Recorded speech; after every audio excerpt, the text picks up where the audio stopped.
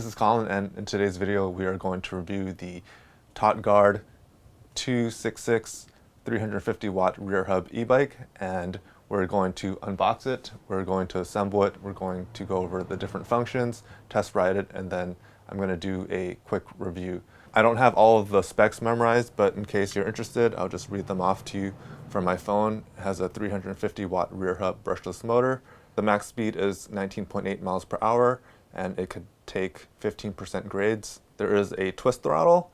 In terms of the battery, it's 36 volts, 10.4 amp hours with a range of 28 to 30 miles. I believe this is with the twist throttle only, because with pedal assist you can get 50 to 60 miles.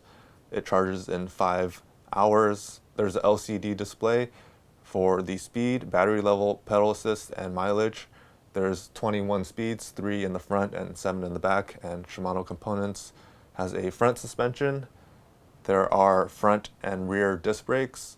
It weighs 45 pounds. It's for riders 5'2" to 6'4" with a weight capacity of 300 pounds, and it's currently $599.99 on Amazon with $70 shipping, or you can get it for $679.99 with Prime free shipping. So without further ado, let's get this box open.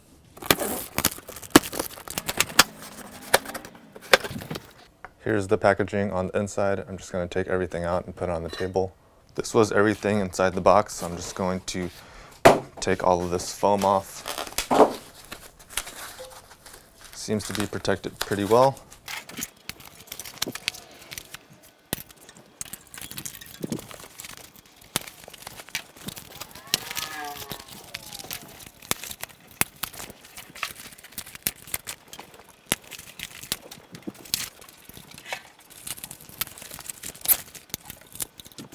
We also have the seat. There's a box over here. Let's see what's inside. Inside this box we have the user manual with some tools. There's like Allen keys and wrenches. There's the pedals.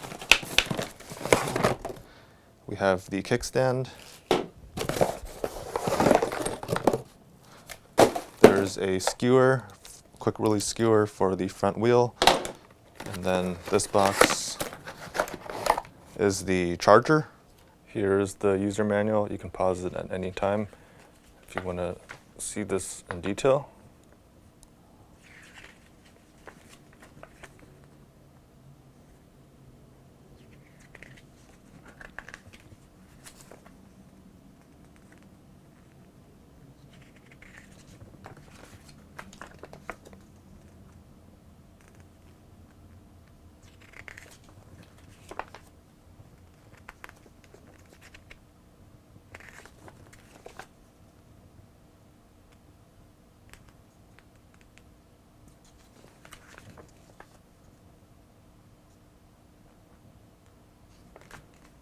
It didn't come with instructions, so I'm just going to assemble it the way that I usually would. So first we're going to put the handlebar in, and I'll just speed through this install. So we'll take these off first with the smaller Allen key that was provided. Right now I'm just going to put this back on, and then I'm going to loosely tighten all of the bolts that were on it. Make sure that this indicator mark is centered. I have the bolts snug but not tight. I'm gonna leave it like this for now. I'm gonna sit on the bike later and adjust the angle of the brake levers to whatever's comfortable with my hands when I'm sitting on it. Right now we are going to install the seat, and we'll pull this release outwards, and then on the other side there's a knob. If when you install the seat it's still too loose, like the seat is slipping, you can rotate the circle on the other side clockwise to tighten it. So right now we'll loosen it, and then we'll take our seat and we'll just put it in place right now, because we'll adjust it later when we actually sit on the bike. So you tighten that there, and then you can also use wrenches and adjust the angle and the position of the seat. And I'll just show you how that's done right now. It came with 2 wrenches, but it looks like neither one of these fit. This one's too big, this one's too small. So I have an adjustable wrench. You can use one of these and then break this. So turn it counterclockwise to loosen.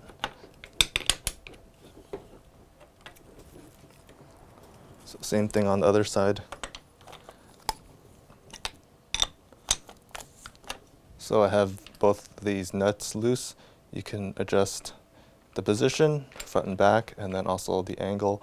And when you have your desired position, you'll retighten these clockwise. Right now we'll install the pedals. So this is the right pedal. There's an R over here, and we'll just put this here. And as a sign to tighten it, you would turn it clockwise. So for the right side, it's righty-tighty, lefty-loosey, but on the left side, it's the opposite. So I'll just tighten this by hand for now. Some people suggest putting thread locker because they're paranoid that this will come loose, but for me, I can usually feel that it's becoming loose and then I can fix it accordingly. We'll take our big wrench and then we'll just tighten it. That seems pretty good. And then we'll install the other side. Here is the left pedal. Turn it counterclockwise to tighten it. There's a sign there that says the same thing. And then once it's hand tight, you take your tool and get it tight. So that seems pretty good. Back here we have the bolts for the kickstand.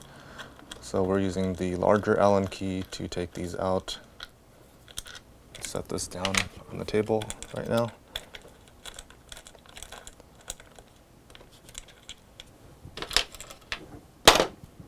Then here's our kickstand.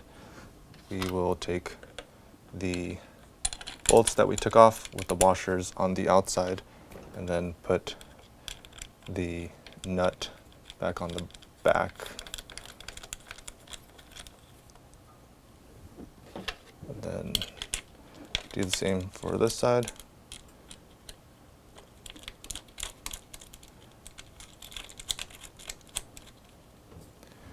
We'll take the small wrench to hold the nut in the back, and then we'll use the Allen key to tighten this.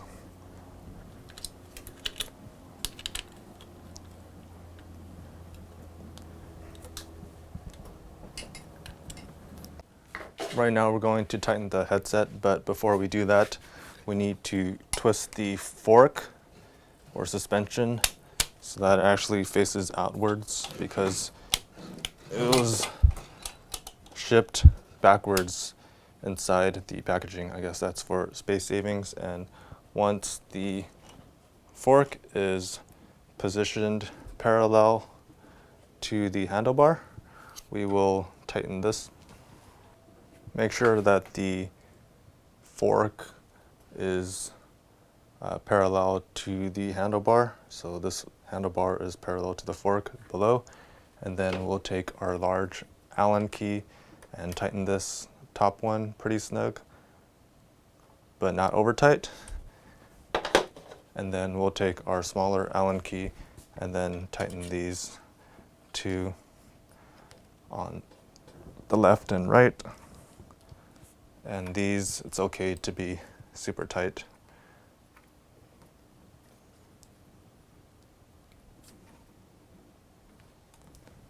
There were 4 zip ties that held this together, and I already cut those off. We'll take our big Allen key to remove this screw. I noticed that there's thread locker here, which means it's probably important to hold this in place. We'll put this through the light as such, and then we'll screw this back in place. And you can adjust the angle and such later on.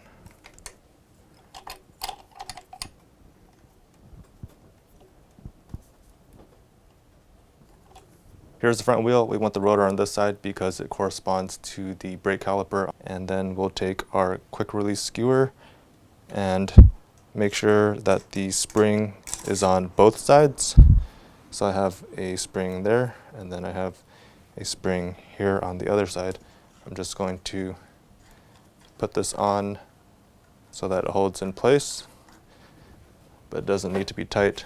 I'm going to lift the front and feed the brake disc through the pads, lining the quick release skewer with the fork.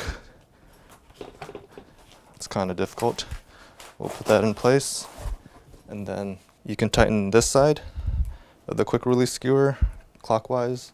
You'll know that it's tight enough because if it's too loose, like this, it's not biting the front wheel in place. And then if it's over tight, you can't close this.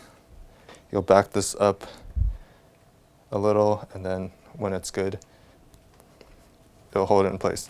Another thing you want to check is that this is centered. If it's not, you're going to hear a lot of disc rubbing. If it's not centered, release the quick release skewer and then get this centered again and then tighten it. You can also do some fine tuning with the front disc brake over here. The easiest way to adjust the caliper is loosening these two screws that hold it in place, and then you would squeeze the front brake so that it holds the rotor in place, and then tighten these back, and ideally it would be pinching the rotor, and then when you release it after it's tightened, it will have enough clearance where the rotor does not rub. I actually adjusted the skewer and I adjusted the rotor, and if you can hear now, there's no rub. If you find that the brake pads is grabbing onto the rotor too tight, or if it's too loose, you can actually adjust it. There is a adjustment knob right here, so you would turn this counterclockwise in order to tighten it, and then you would turn it clockwise to loosen it. And if it's you can't loosen it anymore, you can actually use this screw right here. You would break that and then give it more slack in the cable, and then you would tighten it. Or if you find that you can't tighten this anymore, you would loosen this, pull the cable more, and then tighten it, and you can do an adjustment of these two in order to get it perfectly. The tires do not come inflated. Right now it's at 1.5 psi. On the tires, it recommends a minimum pressure of 40 psi and a max pressure of 65 psi, so I'm just going to go kind of in between and do 50 psi.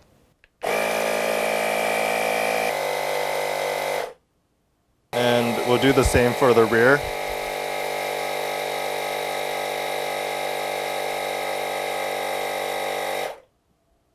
Looking at the front handle, we have the LCD display, and there's an Allen nut on the bottom right here, but none of the ones that were provided actually fit. And then we have a reflector right here with a Phillips head screw. I'm trying to use all the tools that were provided, so I'm not actually going to go to my toolbox to get some. So in order to get away with this, we would actually adjust this to the desired position, and then we can actually push this towards the center of the handlebar because it's tapered and actually holds it in place. And we'll do the same thing over here. We'll push this towards the center, and it seems to hold it fairly snugly. But in order to do it properly, we would use a Phillips head screwdriver, get it to your desired position and tighten it, and use a smaller Allen key and then tighten that in place. We also have two keys right here, so we'll just take these off. Starting from the front, we have our front brake lever right here. We have the adjustment for the front derailleur, and this is just tension controlled, and ideally you would want to be pedaling before adjusting these, but I'm just showing you guys right now. Over here we have our rear brake lever, and then we have our shifter, and ideally you'd want to be pedaling before adjusting these two. Looking at the suspension right here, it's actually open right now, so this shock goes up and down, but then if we turn it this way, it's actually closed and this shock stays stiff, which is kind of cool. There's more adjustments to the shock on the left side over here. I already turned the battery on, and in order to turn this bike on, you would press and hold the M button.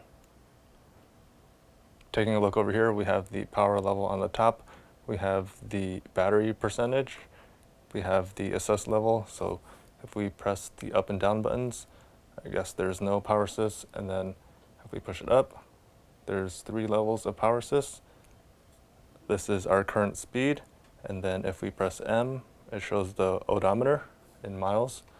We have our trip, we have the voltage is 38.6, the current, not sure what RM is, and then we have the time that the bike was on, so it's been on for 44 seconds. I'll go back to odometer, and then we have right here the headlight button. So you just press and that turns on, and we also have a horn. On the other side, we have the twist throttle, which I'm not going to turn on because the bike is on a table, but I'll show you guys later during the test ride. And in order to turn it off, we press and hold the M button. Looking at the battery, we have this rubber cover right here, and there is a switch to turn the battery on and off. So right now it is on. Right here is the slot for the hole. If you turn it 180 degrees counterclockwise, you unlock it. And then you can slide the battery out. For those of you who are interested in the information about the battery, here it is. And it also looks like if you press and hold this, it shows the status of the battery.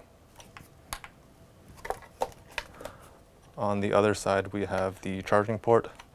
So you would just rotate this and then put the charger in there. I guess if you ever needed to, you could replace this entire battery pack. There's 3 screws here that you can loosen, and I guess you would pull all of this out and then figure out how to unplug it. For now, we'll just put the battery back in. So we'll feed this through here and then push it back down. Turn this 180 degrees clockwise. Right now I'm going to charge it. So I'm just going to plug this in. And then this light turns red. I figured when it turns green, it'll be done charging. I'm just going to leave it charging for 5 hours because the instructions said I should do that for the first charge. Right now we're going to test the max speeds in each pedal assist level. There's 3 of them. So we're just going to use the throttle only, and then for the next round we're just going to do the pedal only. It's kind of windy today, so I apologize if there's any wind noises through the microphone. I'm at this slightly inclined bike path. It goes on for quite a while, but right now I'm just going to test the different speeds. So this is pedal assist number 1, as we can see here. And I'm just going to use the throttle right now. So 1, 2, 3. And there's a bit of pickup, and we maxed out at, it says 6.2 miles per hour on the gauge, and then on my phone it says 7 miles per hour. I don't think we're going to get any faster than this, so I'm just going to turn back around and go to pedal assist number 2. And we're going to pedal assist number 2 with the throttle only.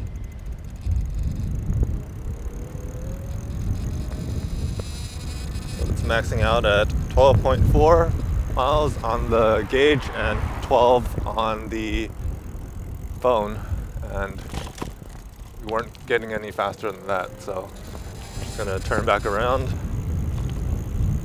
Or it says 13 miles per hour on my phone now. Coming back to the same starting point, we're going to pedal assist 3, and with the throttle only, we'll see how fast it goes.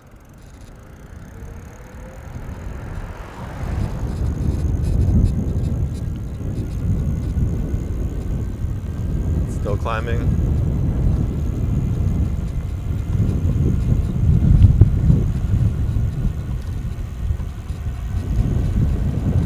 We passed the first block, and it's saying 19.8 miles per hour on the display and 19 on the, it says 20 now on my phone.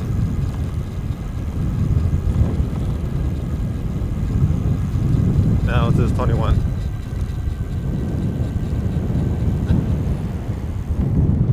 I'm gonna turn back around. Let's see what max speed we can get going downhill on pedal assist 3. So it says 19.8, and we're pretty much maxed out, and we're at 21 on the phone. Right now we're going to test the max speeds with the pedal assist only. We're on pedal assist number 1, and I'm just going to pedal. So it takes a little bit of a while for the pedal assist to actually kick in. I actually don't feel it right now, but I'm already hitting 6.2 miles per hour or 7 miles per hour on my phone, and you know, that was the max that we reached on the throttle only. I feel it now. I feel it kicking in now. Coming downhill. I think the pedal assist actually kicks in as you're approaching 6 miles per hour, but once you hit it, I don't feel like it's actually providing much power. And my phone says we're going 12 miles per hour down this hill, even though it still says 6.2. So I think there might be a limitation on the actual display that it comes with. On, like, it might force limit the speeds when it's actually going faster. So we're on pedal assist 2 now, and we're going to start. So I felt the pedal assist kick in, and we're at 12.4 miles per hour, and just maintaining that speed. On my phone it says we're going 13, and yeah, it's much more enjoyable than pedal assist number 1. So I'm just going to turn back around because I don't think we're going to go any faster than that. Going downhill, definitely feel the pedal assist kick in. And then it seems like it actually stops when you reach that max speed of each pedal assist. So it's just something to note. So this is pedal assist 3, and we're just gonna pedal.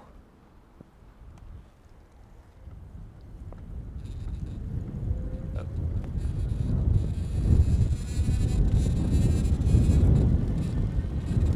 Still going.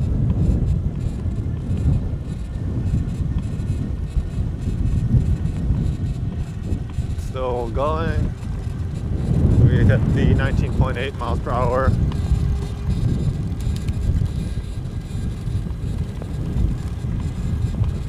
Miles on the phone, and I still feel the pedal assist. We're going up a slight incline, and I feel it working.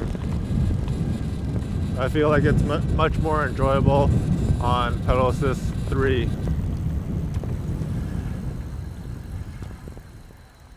Right now I'm going to talk about the suspension. Out of the box, I felt like the suspension was very soft when I went on it.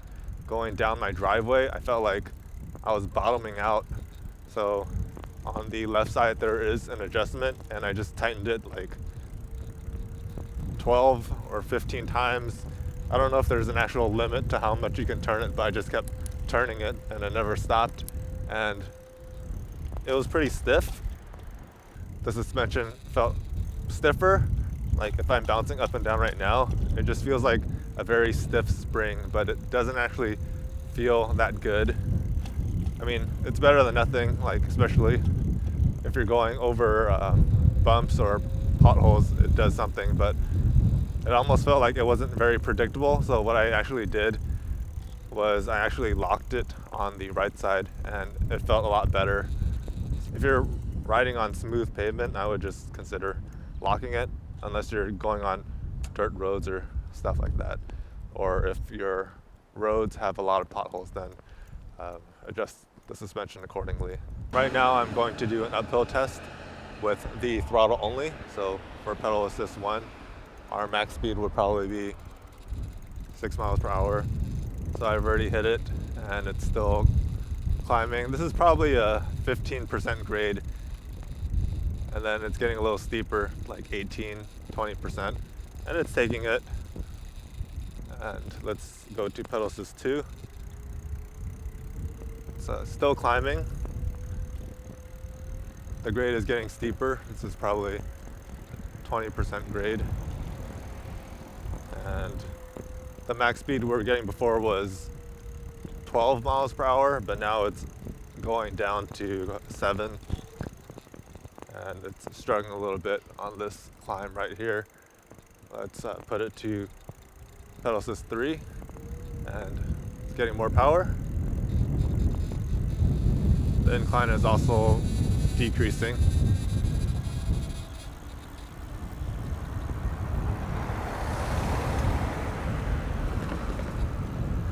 So we're just climbing these hills and it's handling it. The hills are getting steeper. Let's see if we could take this steeper hill and pedal assist one. Alright, so pedal assist one. This is probably a 40% grade and we're on pedal assist one and it's not climbing it. So let's go to pedal assist two and it's not climbing it either. It's going like 2 miles an hour. Pedal assist three. It's not climbing it.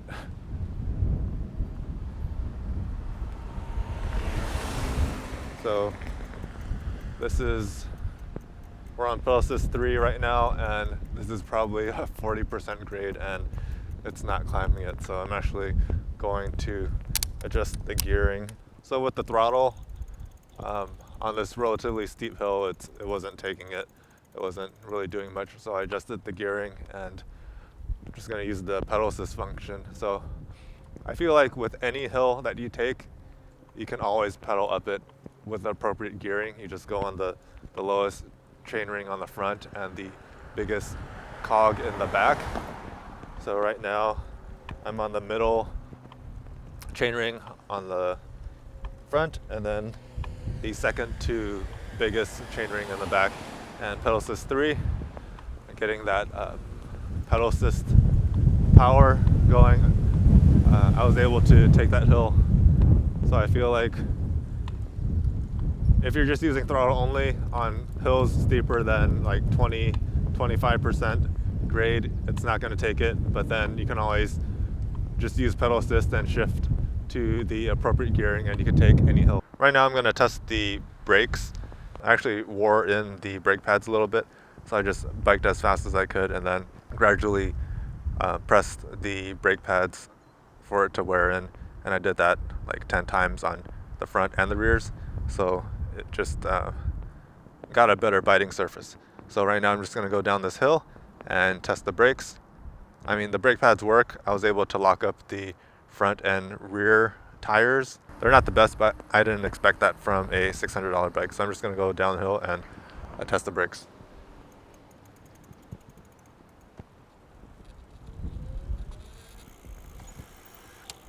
Just holding onto the front wheel, I'm able to slow down and come to a stop.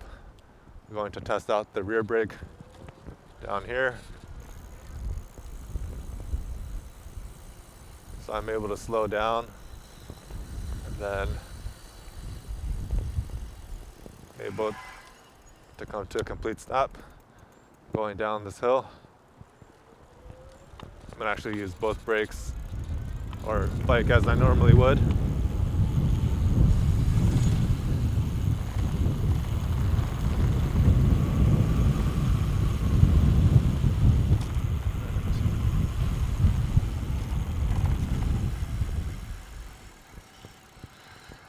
Thank you. So I was able to stop there.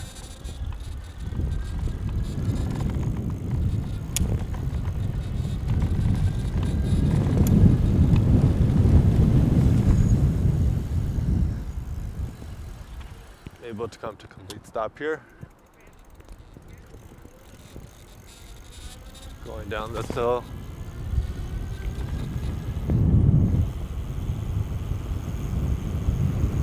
Going 24 miles an hour, 25, 27, down the hill, 29, slowing down. And I'm able to stop. Let me just bike around as I normally would.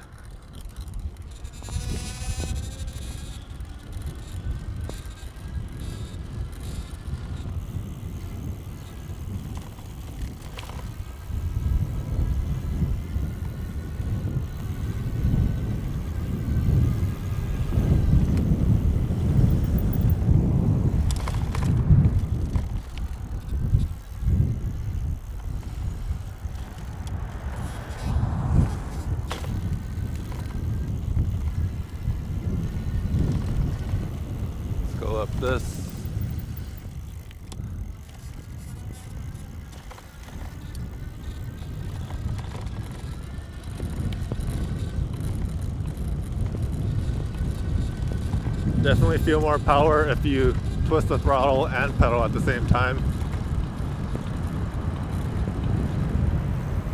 Come to a stop. Let's go down this curb.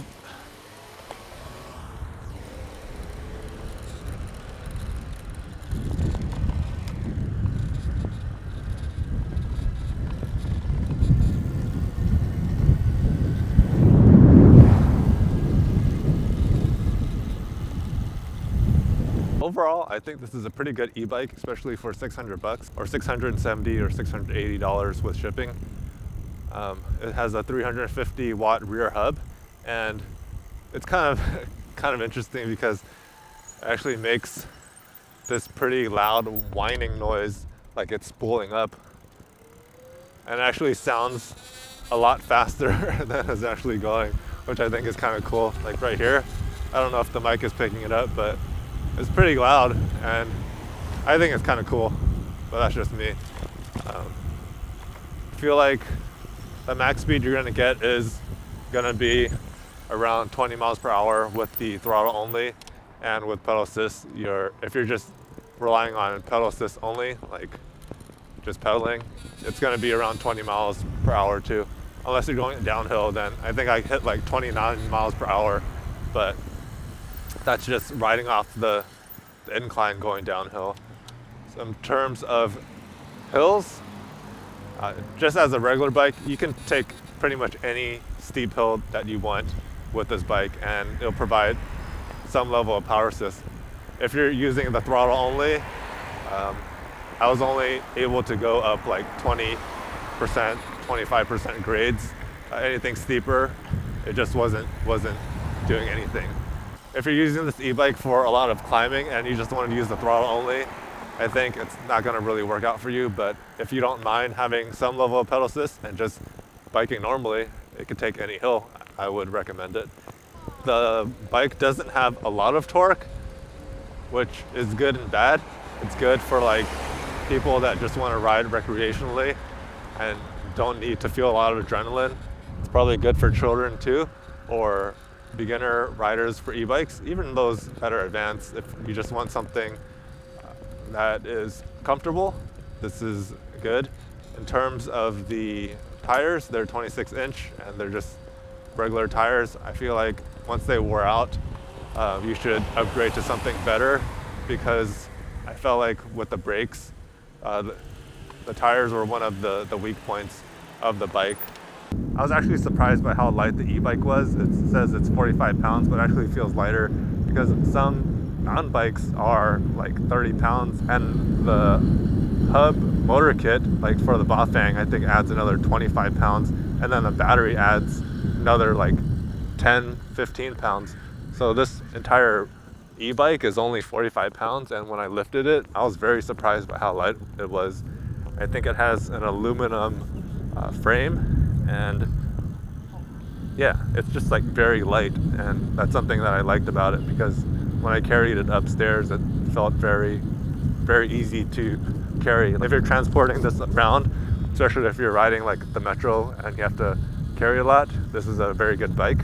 One area that could be improved is the front suspension. There are levels of adjustments on the left, and you can make it softer or stiffer, but out of the box it was very soft, and I felt like it was bottoming out, so I just kept cranking it to make it stiffer. And then when there's like no indication of when it actually ends, or I haven't twisted it enough, but I felt like even at its stiffest, it wasn't very predictable, and what I ended up doing was actually just locking the suspension on the right, so it's always fixed and stiff or solid. So I felt like that was more predictable.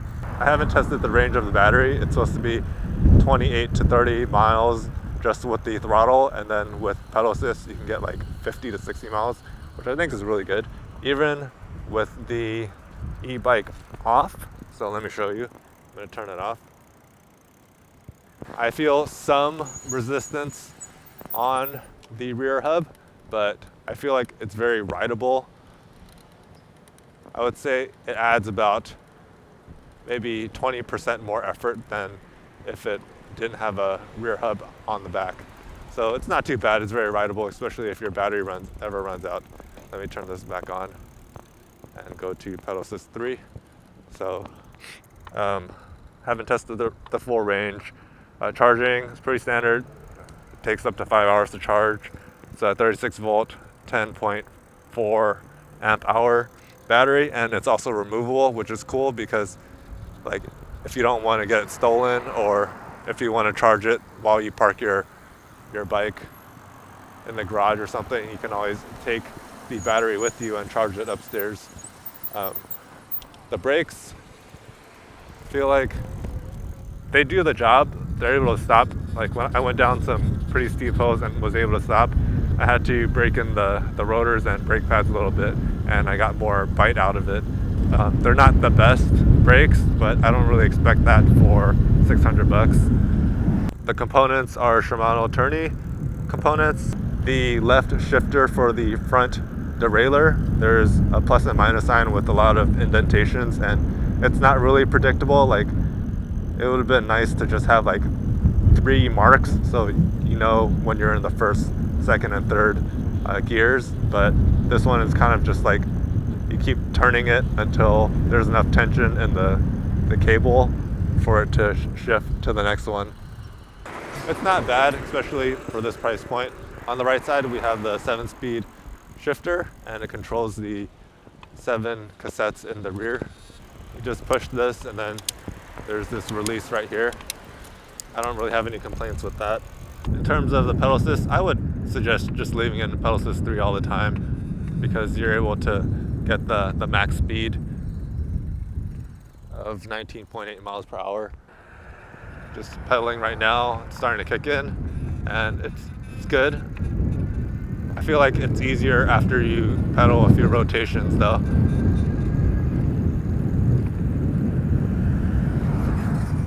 And then in terms of the throttle, it works. I don't feel like there's a lot of torque, and for the different pedal assist settings, pedal assist 1, you're limited to about 6 miles per hour, and then pedal assist 2, it's like 12 miles per hour, and pedal assist 3 is the max, the 19.8 miles per hour, or on my phone I was actually getting like 20 miles per hour.